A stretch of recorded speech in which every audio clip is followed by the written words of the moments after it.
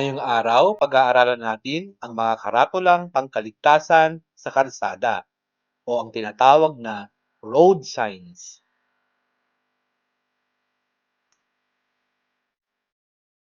Ang unang karatula ay ang senyales ng pagtigil o ang tinatawag na stop sign.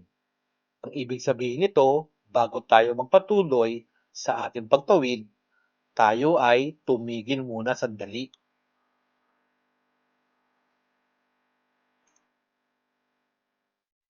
Ang susunod na karatula ay ang peligro o ang tinatawag na danger sign.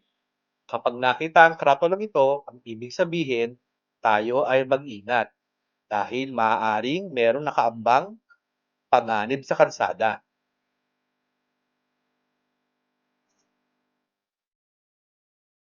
Ito naman ang karatulang ginagawang kalye o ang tinatawag na roadwork.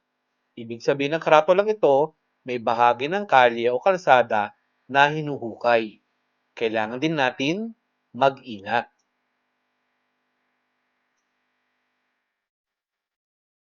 Ito naman ang karatulang huwag papasok o do not enter.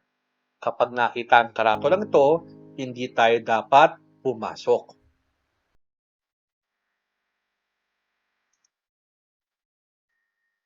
Ito naman ang karatulang tawiran o ang tinatawag na pedestrian crossing. Kapag tayo ay may nakitang ganitong karatula, tayo ay ligtas tumawid. Tandaan, pedestrian crossing o tawiran.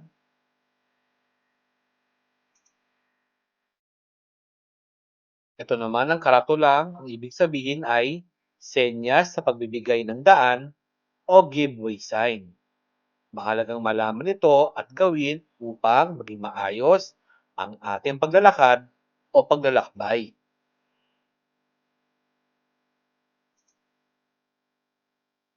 O mga bata, naisa-isa na natin ang mga karatulang pangkaligtasan sa kalsada. Tandaan natin ang mga karatulang ito upang tayo maging ligtas sa ating paglalakbay.